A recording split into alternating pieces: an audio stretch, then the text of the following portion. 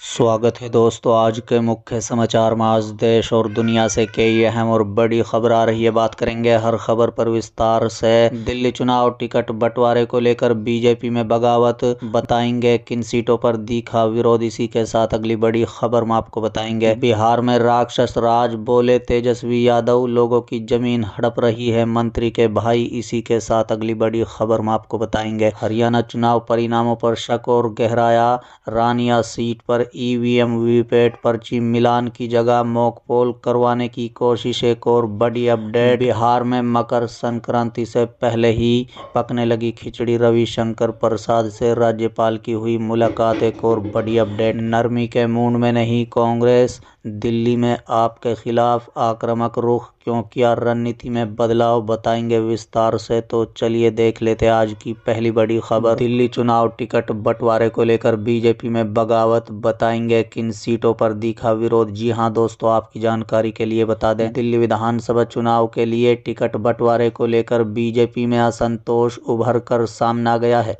Party के कार्यकर्ता रविवार को दिल्ली इकाई के दफ्तर के बाहर एकत्रित हुए और उन्होंने विरोध प्रदर्शन किया। दक्षिण दिल्ली के तुगलकाबाद से प्रदर्शनकारी दिल्ली भाजपा कार्यालय पहुंचे और गेट पर धरना दिया। प्रदर्शन कर रहे कार्यकर्ताओं ने इस सीट से कैंडिडेट बदलने की मांग की। दरअसल बीजेपी की दूसरी लिस्ट शनिवार को जारी हुई थी। इसमें 29 कैंडिडेट के नाम का ऐलान किया गया था। इस लिस्ट में रोहतास भिगोड़ी को तुगलकाबाद सीट से मैदान में उतारा गया। हालांकि 2020 के विधानसभा चुनाव में रमेश भिगोड़ी के भतीजे विक्रम भिगोड़ी इस सीट से चुनाव लड़े थे और वो आम आदमी पार्टी के सहीराम से 13,000 से अधिक वोटों से हार गए थे। इसलिए पार्टी ने इस बार तुगलकाबाद से कैंडिडेट बदला है। उम्मीदवारों की लिस्ट जारी होने के बाद प्रदर्शन की घटना पहली बार नहीं है। बीजेपी की पहली लिस्ट आने के बाद भी महरौली के उम्मीदवार गजेंद्र यादव के खिलाफ दिल्ली भाजपा कार्यालय के बाहर कुछ पार्टी कार्यकर्ताओं द्वारा इसी तरह का विरोध प्रदर्शन भी किया गया था। इसके अलावा करवाला नगर से 5 बार चुने गए वरिष्ठ भाजपा विधायक मोहन सिंह बिष्ट ने अपनी टिकट कटने पर नाराजगी जाहिर की थी। हालांकि बाद में पार्टी की ओर से उन्हें मुस्तफाबाद से टिकट दिया गया। इसके लिए बीजेपी ने रविवार शाम को तीसरी लिस्ट जारी की। इसमें सिर्फ मोहन सिंह बिष्ट का नाम था। मुस्तफाबाद से टिकट मिलने से घटनाक्रम से पहले बिष्ट ने कहा था कि कपिल मिश्रा को उनकी जगह लाने का पार्टी का फैसला गलत है और इसके परिणाम 5 फरवरी को मतदान के बाद दिखाई देंगे। बता दें कि पार्टी के सूत्रों ने दावा किया है कि मादीपुर और कैंडली सहित विभिन्न निर्वाचन क्षेत्रों से टिकट न दिए जाने पर दिल्ली भाजपा के अनुसूचित जाति मोर्चा के नेताओं में भी गहरी नाराजगी है।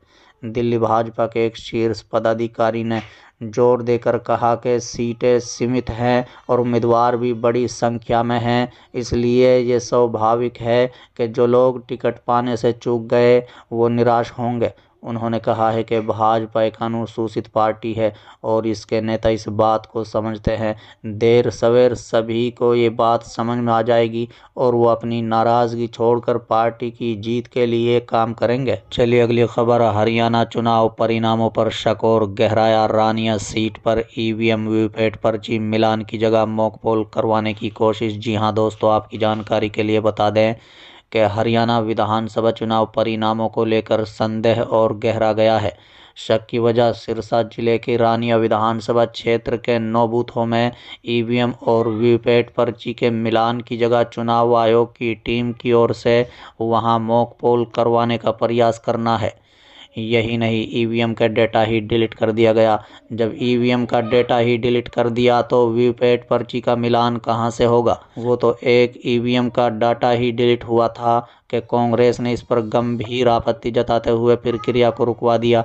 अब सवाल ये उठ रहा है कि चुनाव आयोग कहीं ऐसा इसलिए तो नहीं कर रहा है कि एक बार यदि कोई गड़बड़ी सामने आ गई तो पूरा पिटारा ही न खुल जाए। कांग्रेस ने हरियाणा की जिन 1.5 दर्जन से अधिक विधानसभा सीटों के परिणाम परिणाम को लेकर शक जताया था।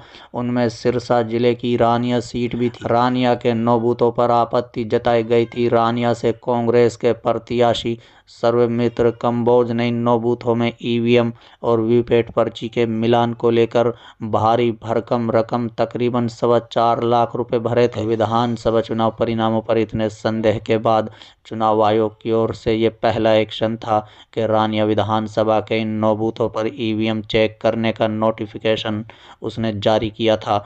पूरे हरियाणा की इस पर नज़र थी। नोटिफिकेशन में ईवीएम चेक करने के लिए 9 जनवरी से लेकर 13 जनवरी तक 5 दिन तय किए गए थे। ये अपने आप में आश्चर्यजनक था।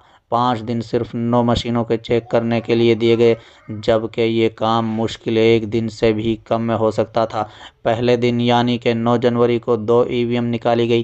पहली मशीन जब ऑन की गई तो वो अनवैलिड शो कर रही थी।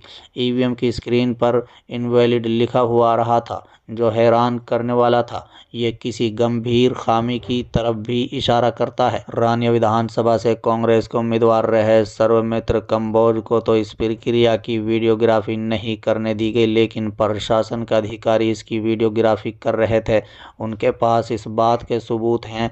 जब सर्वमित्र कंबोज ने इसको लेकर वहां मौजूद अधिकारियों से सवाल किया तो उन्हें बताया गया कि जब मशीन प्रॉपरी तरीके से ऑफ नहीं की जाती है तब कई बार इस तरह वो शो करती है।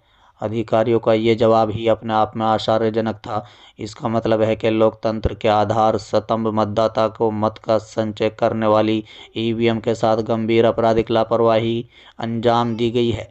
जिस ईवीएम में मतदाताओं ने अपना मत व्यक्त किया था वो इनवैलिड कैसे शो कर सकती है? इसका मतलब फिर तो कुछ भी हो सकता है।